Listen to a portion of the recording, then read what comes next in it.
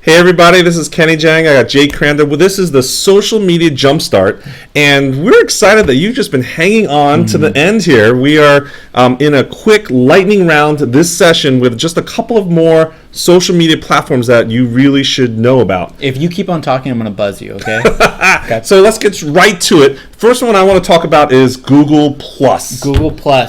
There's always buzz about it working, not working. Regardless, Google Plus is part of Google, and regardless of what it will evolve into or devolve into, Google Plus will have a presence. And so things that you need to be thinking about is that you need to make sure you have a presence on there because it's good for online reputation. Yes. SEO. What does SEO stand for? Search engine optimization. Because it's owned by Google. Yeah. Google privileges the content that you put on Google+. So it's a favorite child. So if you want to influence your Google rankings, you want to be present on Google+. And it's really important for you to know that because no matter what you do on other channels, you have to do this. Even with big organizations like hotel industries, they recently Google introduced the reviews of hotels, and it's something that the hotel industry, people like Marriott and so forth, had to not only just do Expedia and all these other, they had to go over and make sure that they have a platform on there. So make sure what it's good for is to have good online reputation, SEO. So you can do that easily through things like Hootsuite. You can just schedule things and it goes up there. You don't even have to think much about it. You should check,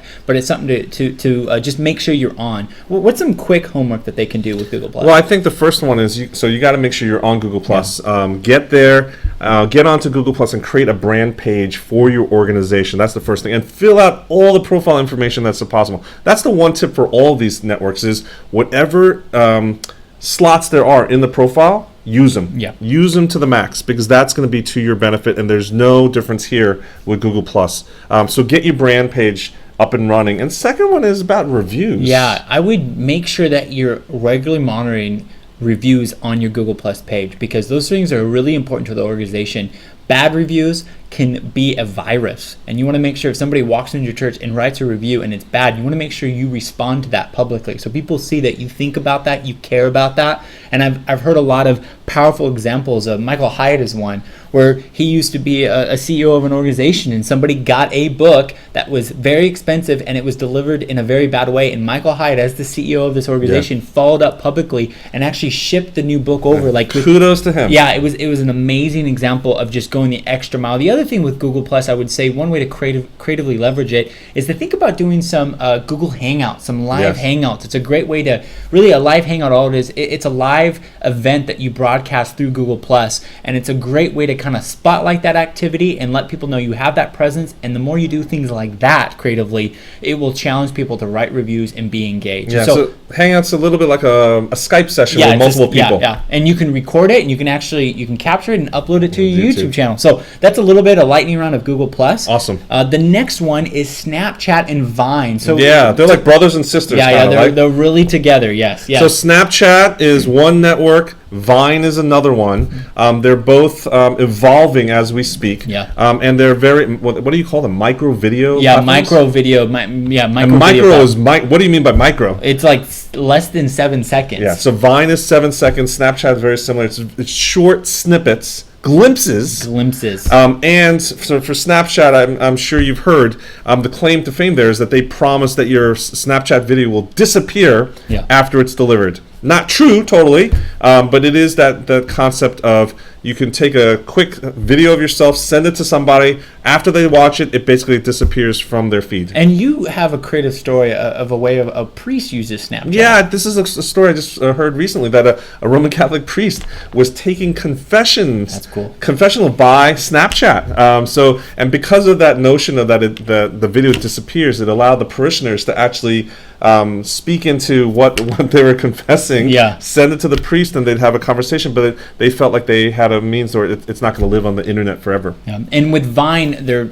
6 second long videos, and as an organization, it's just a good way to have at an event, and it might even be something you can, again, like Instagram, you can empower somebody for a day to take over the account and just take videos from a student's perspective or a visitor perspective and let people just experiment. It's very much a feed. Things come up and go. Time decay is very relevant on there. And so what's some practical homework applications as we're moving through this lightning round on Snapchat or Vine? Yeah, I think the first, again, we learn by doing. So start your own accounts. If you haven't been on there, get your own accounts. And then check out some of the other brands, what they call My Story feeds, right? Yeah. So there's, just to, explain a little bit, I could send you an individual message via Snapchat, but there's this public feed called My Story, which kind of acts like an Instagram feed, so that you can also post. So these brands then can post their storylines, and then you can follow along. So check out some cool brands out there. Yeah, and so with Snapchat, one brand that you can check out just to see creatively how they interact with their